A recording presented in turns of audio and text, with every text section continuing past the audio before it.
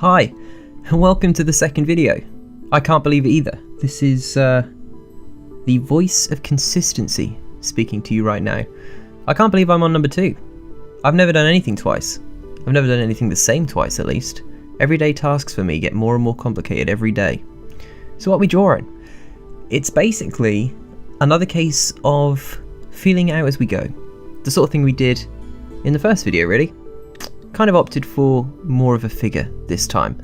Not saying I was cheating by doing a tiny ball creature in the first one, but man, it sure made it easier.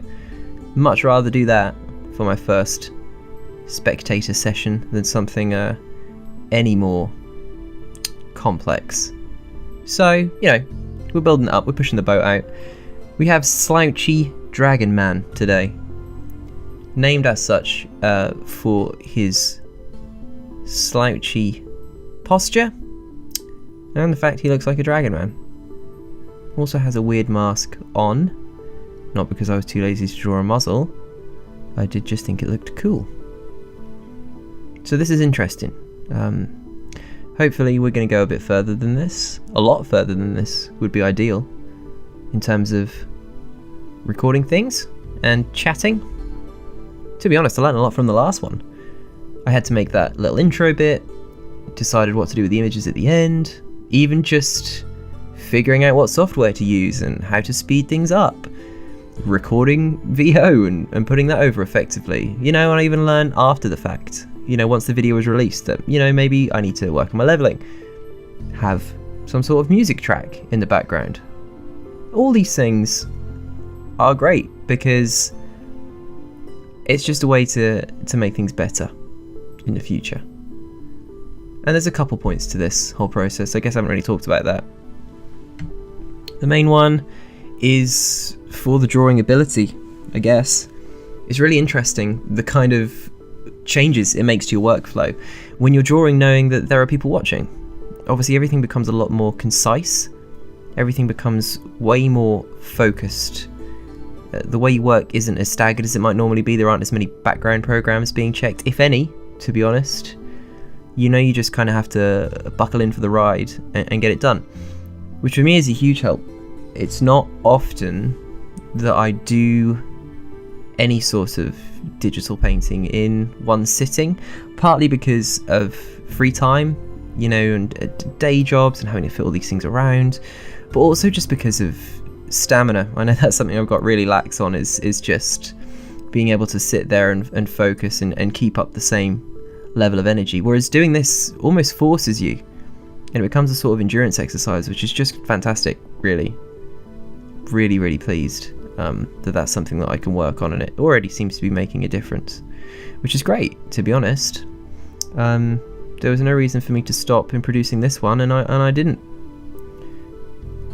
In addition to that, it makes you make decisions faster. There are certain times when you're doing something like this, especially in my case where I didn't do any sort of sketch beforehand. Not really, there was no design process, This character didn't exist in any form before I just started drawing him. And that means you have to make a lot of design decisions on the fly.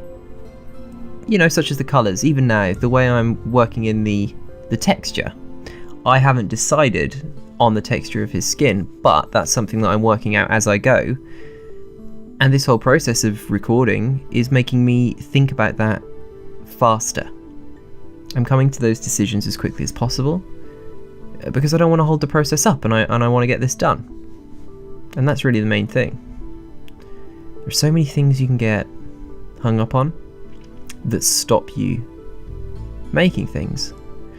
It's so easy when you live looking at your social media feeds and seeing all these other creative people's work that, it looks amazing. And more often than not, the stuff that gets posted, it serves a purpose. There's a project they're working on. It's something to do with work. You kind of begin to get this impression that, well, unless I'm making something that's going to be my next masterpiece, the next thing I'll be known for, some really meaningful and relevant project, if the work's not going towards something like that, then what's the point in making it?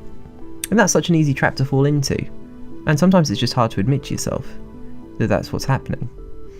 Because I've been paralysed before by the same thoughts. I'm like, well, you know, I want to create something, I have that need, but I don't have the concept, I don't have the context for that piece to be produced within, which makes it worthwhile.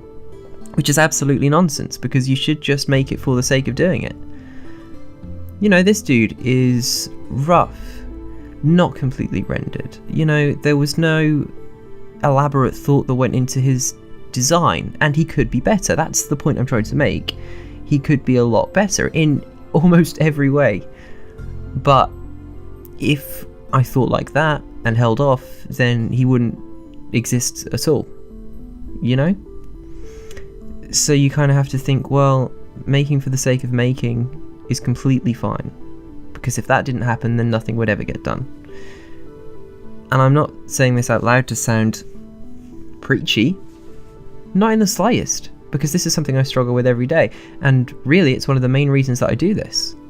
It's because I know I want to make, and so I've kind of personalised that structure to make it even more appealing. I'm not, you know, it's not as if I didn't think that I wouldn't enjoy this process, the whole recording, and I knew I'd enjoy it. It's always been a facet of performance that I've really loved, and it was just an ideal way to kind of blend this whole performing slightly attention-seeking side with, you know, drawing. And if you can mix two things like that, it's just an ideal combination, you know, something to at least try. And if you can use it to your benefit in advancing your skills, then surely that's a good thing, right? I don't need to keep going on about it. It's not as if I'm trying to convince myself of it. I think already this has been quite a good thing to start. So maybe we should just, I don't know, jump into some technical knowledge? I'm not sure what to say. We kind of missed all the exciting bits. I spoke all the way through them. You can see here he's wearing these like awesome baggy pants. These are another one of those like go-tos. They just look so effective on so many characters, especially if they're quite skinny, because it just kind of creates that juxtaposition between a lanky frame and billowing clothing. It's an easy way to create some visual interest, because you can see that the top half of him is quite long, extended, spindly, and then you get to his clothing and it's quite the opposite. And, you know, having differences like that side by side is what makes visual interest in so many ways, you know? You throw in breaking it up with different colours and, you know, you're onto something, really.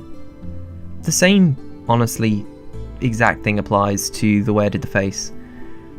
It's just sort of, you know, having these expectations and playing with them the way you would think a creature like this would have, you know, like a lizardy, muzzly face, but actually it's some sort of like smooth mask thing.